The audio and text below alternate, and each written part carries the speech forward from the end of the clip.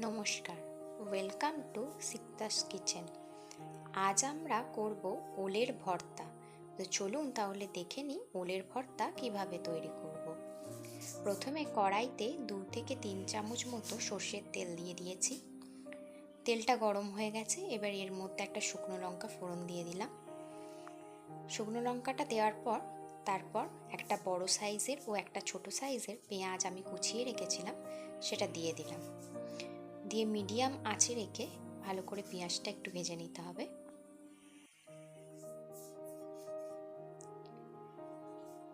পেঁয়াজটা একটু ভাজা ভাজা হয়ে আসছে।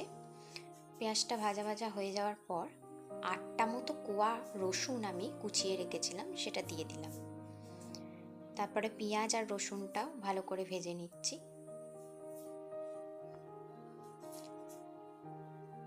এবার এর মধ্যে 3টে কাঁচা লঙ্কা আমি কুচি করে রেখেছিলাম, সেটা দিয়ে দিলাম। আমি এখানে লাল কাঁচা লঙ্কা দিয়েছি, আপনারা সবুজ চাইলে সবুজও দিতে পারেন। দিয়ে ভালো করে ভেজে নিচ্ছি। দিয়ে এর মধ্যে আমি কিছুটা পরিমাণে ধনেপাতা কুচিয়ে রেখেছিলাম, সেটাও দিয়ে দিলাম।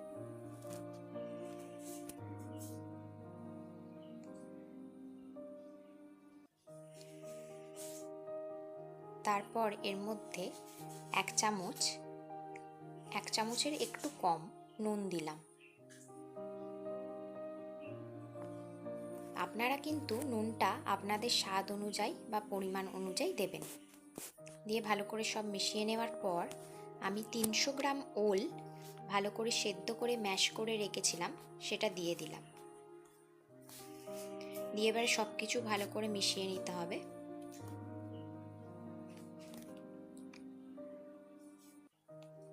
দিয়ে এবার এর মধ্যে আমি অল্প পরিমাণে চিনি অ্যাড করে দিচ্ছি। চিনিটা চাইলে আপনারা স্কিপও করতে পারেন। আমি সমস্ত রান্নাটাই বেশিরভাগ মিডিয়াম আঁচে রেখেই করেছি। দিয়ে চিনিটা দিয়েও ভালো করে মিশিয়ে নিচ্ছি। এবার দেখবেন ওলটা কড়া থেকে ছেড়ে ছেড়ে আসছে, তখন জানবেন যে রান্নাটা হয়ে গেছে।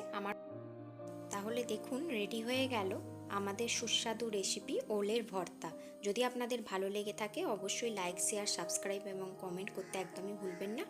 দেখা হচ্ছে পরের একটা রেসিপিতে। টাটা, ভালো থাকবেন।